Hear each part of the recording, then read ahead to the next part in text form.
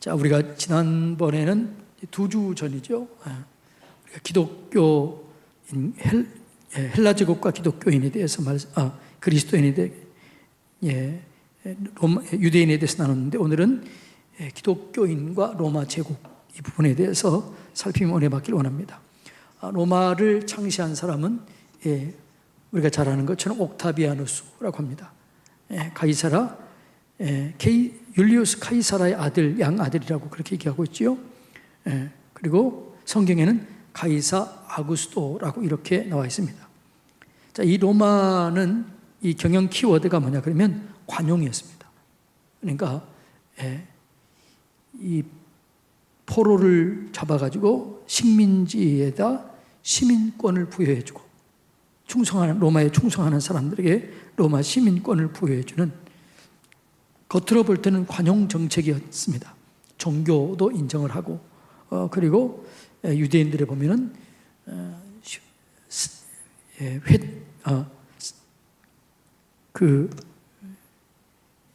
이 산헤드린도 인정하고, 그래서 정치, 자치, 종교를 인정하는 그런 측면이 있었습니다.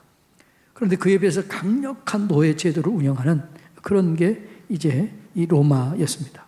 그러니까 관용 정책인데 위선적인 거죠.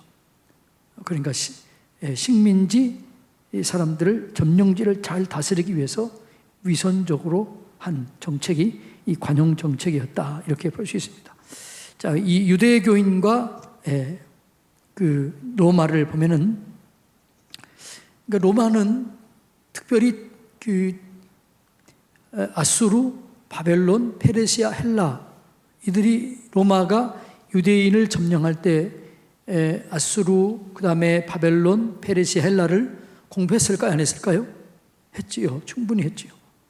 그래서 가깝게 헬라는 유대인들을 반강제적으로 억압 정책을 펴다가 마카비 혁명이라는 그 혁명에 의해서 그 헬라가 몰락하는 그 정도까지 어려움을 당하게 된 거죠. 로마가 이걸 알고 있었죠. 그 다음에 페르시아 때는 성전을 지어주게 되고, 스룹바벨 성전을 지어주게 되는 이런 것도 알게 됐죠. 그러니까 또 이런 바벨론, 아수르, 바벨론, 또 아수르는 어떻게 해요?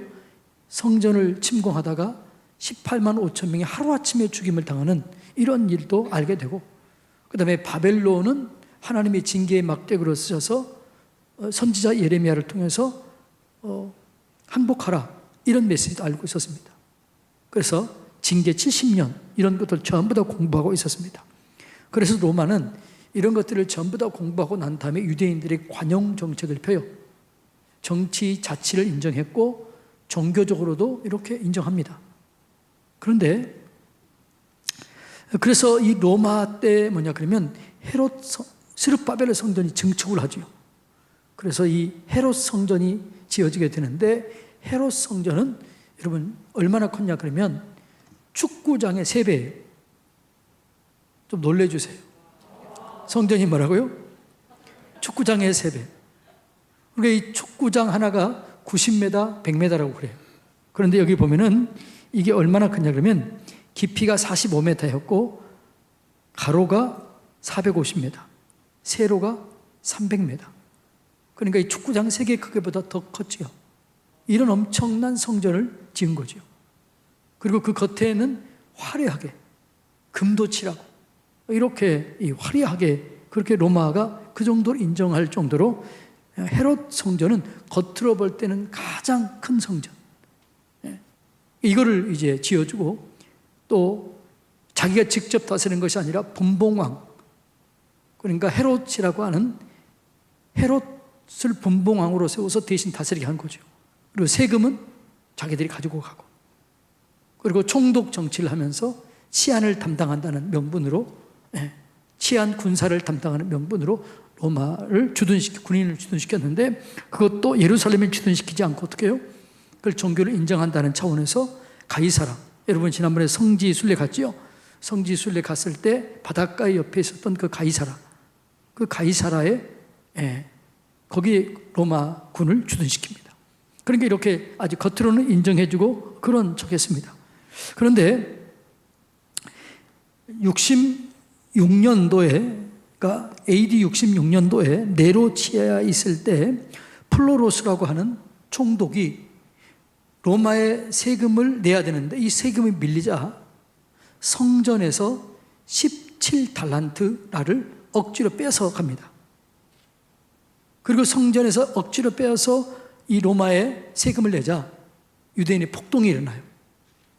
그래서 로마 사람들이 쳐들어온 거죠. 그때 쳐들어왔던 사람이 누구예요? 우리가 잘 아는 것처럼 티토스 장군. 나중에 왕이 되지요.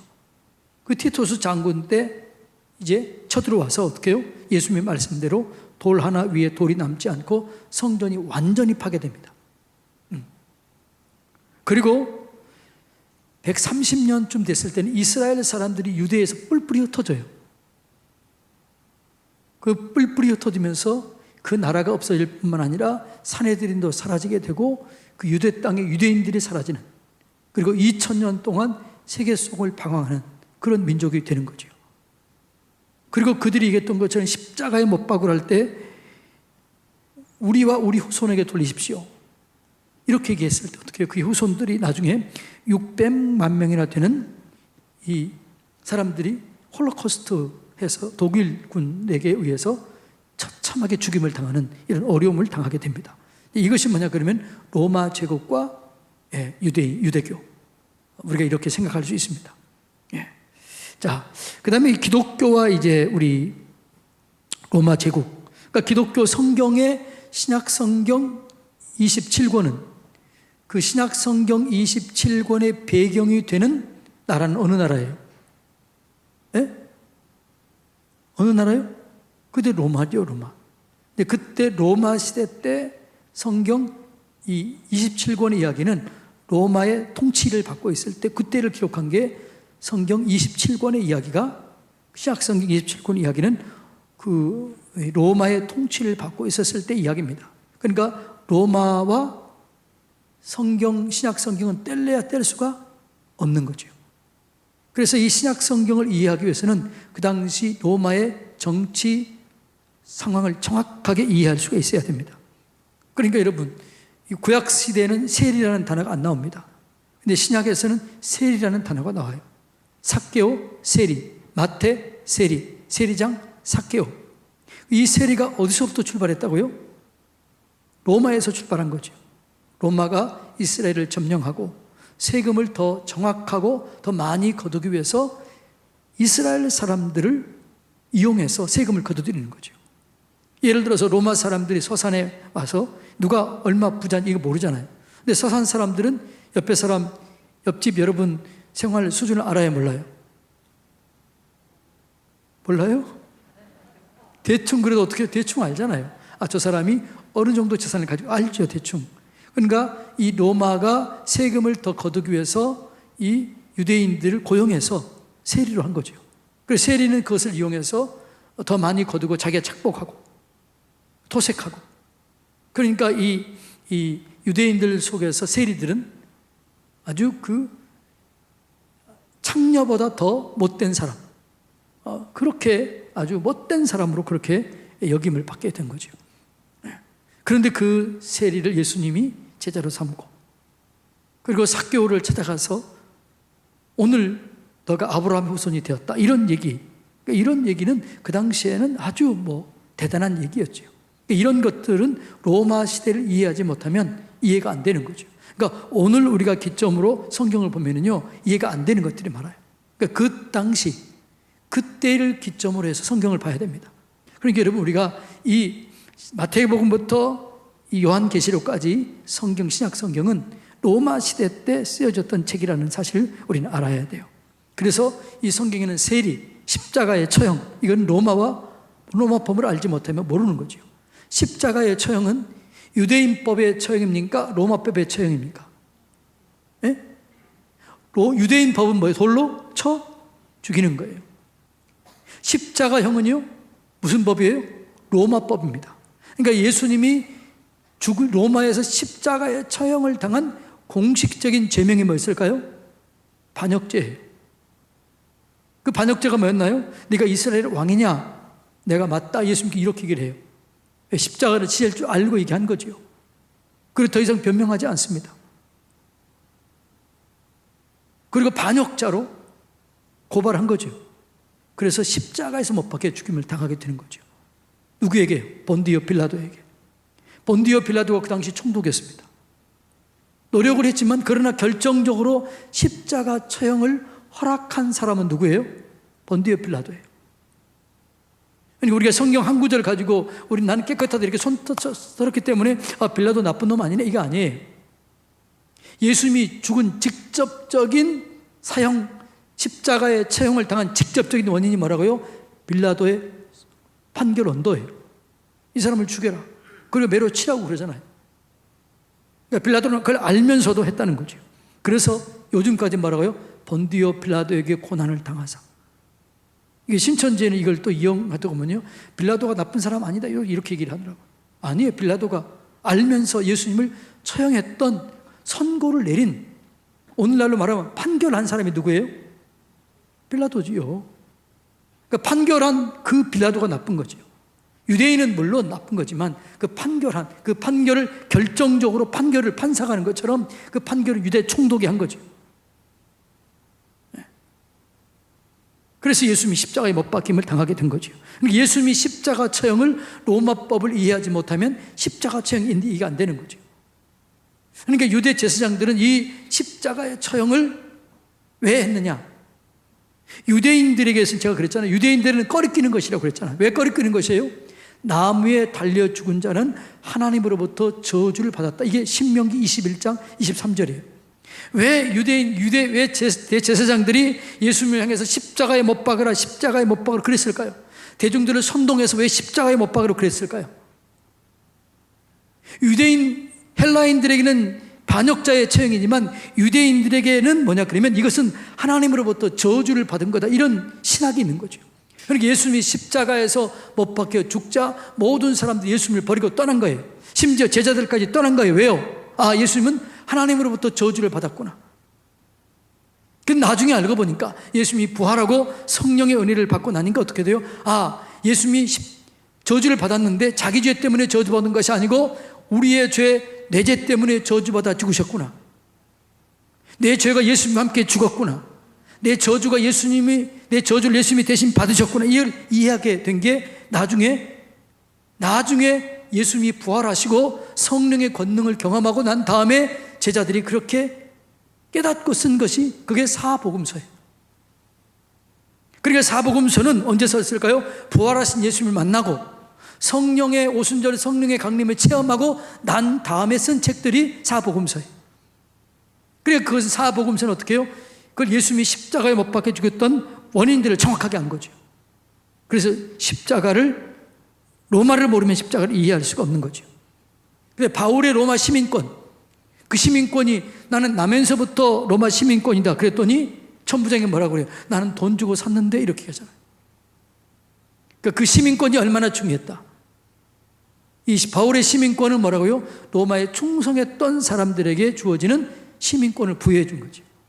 이런 것들을 우리가 알아야, 로마를 알아야 이해가 되는 거죠. 그런데 이 로마는 관용 정책을 썼기 때문에 유대인이나 기독교인이나 그냥 이렇게 크게 개입하지 않았습니다. 그리고 한 지역에 일어난 하나의 그 사건 정도만 생각했습니다. 예수님의 부활도 그 정도로 생각했습니다. 그런데 네로가 64년에 로마에 불이 났을 때 로마 화재의 주범으로 기독교인을 지목한 거예요. 그래서 그때부터 이제 문제가 생긴 거죠. 그러니까 그 당시에 이 전설에 의하면 네로의 부인이 보석을 좋아했대요. 여러분 혹시 보석 좋아하나요? 여자분들? 보석 좋아해요? 그 보석을 좋아하는데 그 보석에는 원석도 비싸지만 중요한 게 가공을 어떻게 하느냐가 더 중요해요. 그러니까 원석 플러스 가공 값이에요. 근데 가공을 제일 잘한 민족이 누구예요? 유대인이에요. 그런데 이 네로 부인이 보석을 좋아하는데 이 보석을 대준 사람들이 누구였을까? 유대인들이에요. 유대인들에게 들은 바 기독교인들은 아주 극악한 사람들이라고 그렇게 얘기 든 거죠.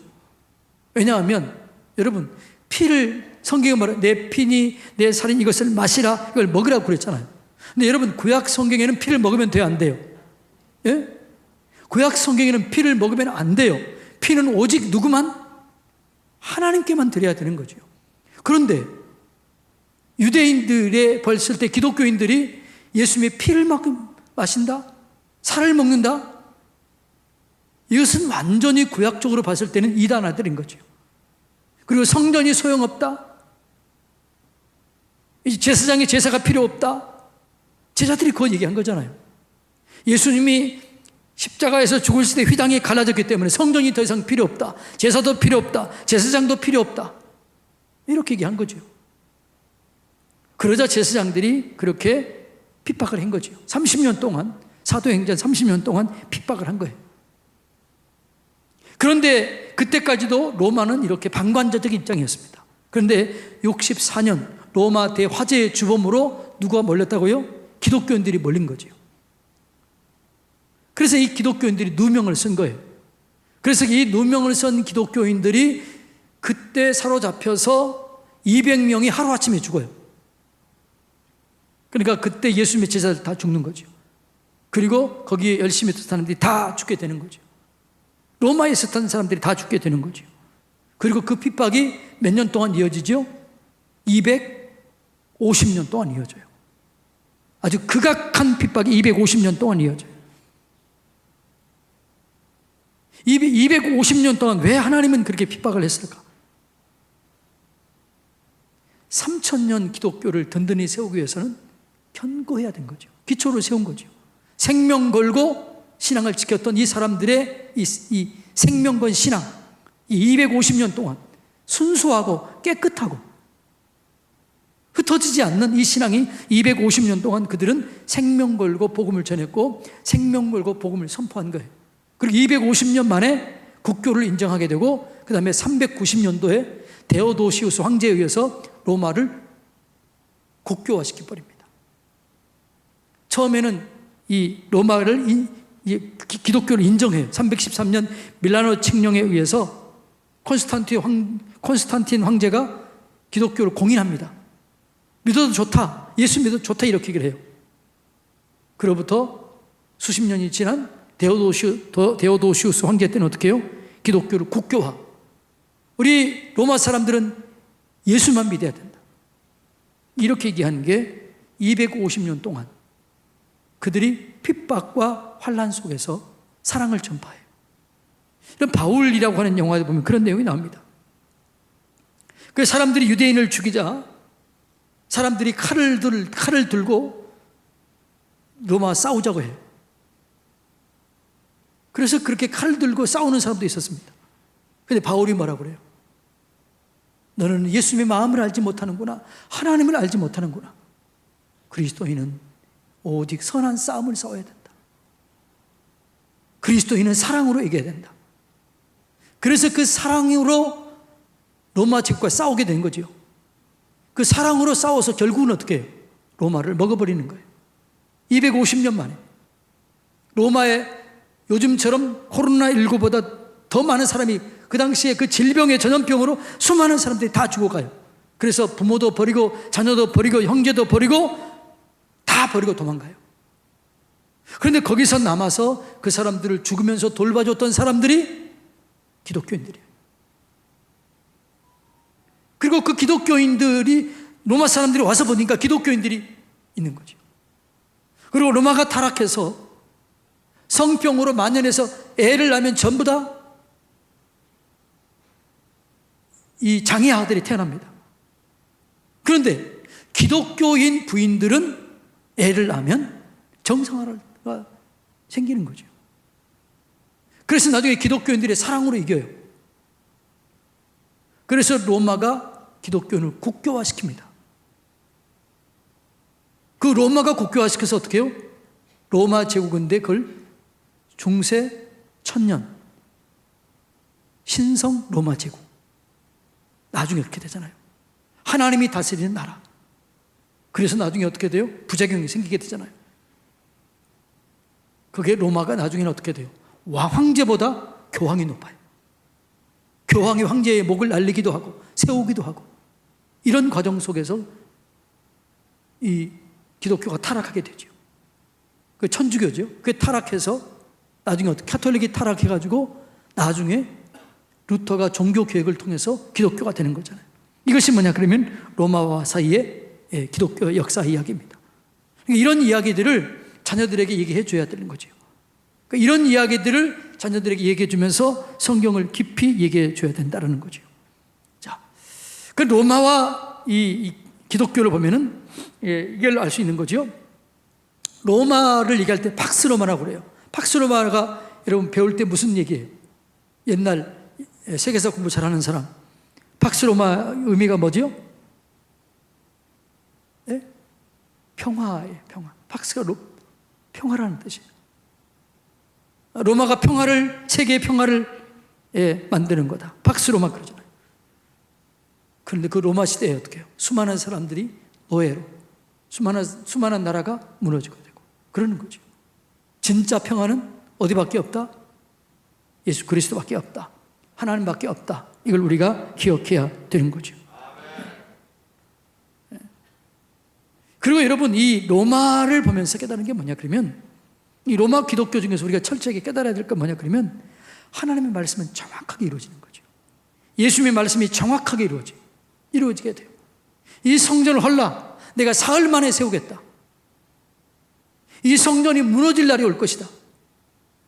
돌 하나 위에 돌이 쌓이지 않을 만큼 철저하게 무너지게 될 것이다.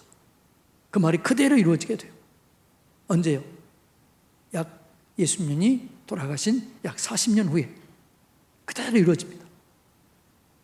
이스라엘 백성들이 예수님의 죽은 피를 우리와 우리 후손에게 돌리십시오. 이 얘기를 하잖아요. 그 이후에 600만 명이나 되는 사람들이 처참하게 죽임을 당하게 되는 거죠. 역사의 주인공은 하나님이시다. 이걸 깨달아야 될 줄로 믿습니다. 그러니까 진정한 평화는 로마가 주는 게 아니에요. 진정한 평화는 하나님이 주신 줄로 믿어야 될 줄로 믿습니다. 여러분, 이 나라가 아무리 평화로워도요, 여러분 마음속에 평강이 없으면 평강이 없는 거죠. 아무리 나라가 잘 돼도 여러분의 가정 속에, 여러분의 심령 속에 평화가 없으면 그건 평화가 없는 거죠. 아무리 나라가 힘들고 어려워도 내 마음속에 평강이 있으면 그거는 뭐예요? 평강이 있는 거죠. 그래서 하나님이 뭐라고 그래요? 내가 너에게 평안을 주노라, 이렇게 얘기를 해요. 진정한 평안이 예수밖에 없는 거죠. 요한복음 14장 27절 다 같이 한번 읽어볼까요? 곧 나의 평안을 너에게 주노라. 내가 너에게 주는 것은 세상이 주는 것과 같지 아니하니라. 너희는 마음에 근심하지도 말고 두려워하지도 말라. 하나님이 주신 평안, 이건 세상이 주는 것 같지 않은 거죠. 진짜 평안인 거죠. 환경과 상황을 초월해서 그 평강이 진짜 평강이죠. 이 평강은 누구 안에서만 있다? 예수 그리스도 안에만 있다는 사실을 우리는 깨달아야 될 줄로 믿습니다. 그리고 예수님께서 부활하신 다음에 뭐라고요? 내가 평강을 너에게 주노라. 평강이 너에게 있을지어다. 평강이 있을지어다. 두 번이나 얘기합니다. 요한복음 20장 19절 21절 보면 평강이 너에게 있을지어다. 그리고 제자들이 어떻게 평강 가운데 사내들인 공의 앞에서 두려워하지 않습니다. 도망쳤던 제자들이, 부인했던 제자들이, 두려워했던 제자들이 부활하신 예수님을 만나고 성령이 그들 가운데 임하게 되자 어떻게 돼요? 그들 속에 평강이 임하게 되는 거죠. 그 죽인다고 하는데 뭐라고 그래요? 내가 사람을 두려워하랴 하나님을 두려워하랴. 내가 사람을 두려워하면 하나님의 사람이 아니다. 예수 때문에 능력받는 것을 기뻐하며 즐거워하며 자기 집으로 간 거죠. 얻어 터지면서도 밤중에 찬송하며 기도하는 거죠. 이 평강 도대체 어디서 오느냐? 이 평강은 어디서요? 예수 그리스도 안에서 온다라는 겁니다. 로마 한 가지 기억해야 될 단어가 있습니다. 로마 사람들이 뭐라고 하냐면 모든 길은 로마로 통한다. 그런데 오늘 우리는 뭐라고? 모든 길은 예수로 통한다는 거죠. 예수가 길이에요. 예수가 길이요 진리요 생명이라는 사실을 우리는 알아야 되는 거죠. 로마로 통하는 길이 아니고 예수가 길이에요. 예수가 진리예요. 예수가 생명이에요. 예수가 평강을 주는 거죠. 그러니까 이 로마, 그러니까 오늘은 이 로마 제국과 유대교, 기독교 또 이 정도 알고 나중에 또 다시 더 세부사항은 얘기하겠습니다. 이 정도 좀 이해가 됐나요? 유대인과 기독교, 로마교, 기독교인과 로마 이를 좀 알아야 돼요. 그러니까 유대인은 어느 때 완전히 나라가 망한 거지요? 로마 때 망한 거예요. 70년대 티토스에 의해서 완전히 나라가 사라지게 되고 130년에는 로마인들이 예루살렘에 뿔뿔이 흩어져요.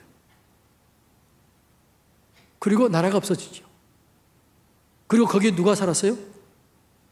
유대인 대신에 팔레스타인이 살았잖아요. 그리고 1948년도 세계 곳곳에 흩어졌던 사람들이 몰려와요. 어디로요? 다시 이스라엘로 몰려온 거죠. 그래서 그 나라에서 나라를 세운 거죠. 그게 이스라엘 역사. 그게 유대인의 역사라는 거죠. 자, 이 정도 하면 로마와 유대인 역사가 이해가 됩니까? 자, 기독교인과 로마 이해가 됩니까? 자, 이걸 우리 염두에 두고, 그런데 세계를 주관하는 그 모든 역사를 주관하는 분이 누구다? 하나님이다. 이런 역사가 있을 것이라는 사실을 바벨론 때부터 알았던 사람이 있어요. 그게 누굴까요? 그게 누구예요? 다니엘이에요. 바벨론 포로로 잡혀갑니다. 그런데 하나님께서 환상을 보여줍니다. 느부갓네살 왕의 꿈속에서 하나님께서 해석할 때 다니엘이 세계 변동의 밑그림을 얘기해줘요. 다니엘이 다시 환상을 보면서 세계 변동의 밑그림을 얘기해줘요. 그게 뭐라고요? 바벨론, 페르시아, 헬라, 로마. 그 다음에 영원한 나라. 예수 그리스도 통한 영원한 나라. 이게 뭐냐? 그러면 누구 때 이미 얘기해준다? 다니엘 때 얘기를 해주잖아요. 그래서 세계 경영은 누가 하신다? 하나님이 하신다. 자, 그래서 오늘은 이제 아수르 제국과 유대인, 바벨론과 유대인, 페르시아와 유대인, 헬라인과 유대인, 오늘 로마와 유대인, 그리고 기독교에 대해서 살펴봤습니다. 다 배웠는데 다 잊어버렸죠? 걱정하지 마세요. 나중에 반복하면 더 기억할 거니까. 오늘은 여기까지 하겠습니다. 기도하겠습니다.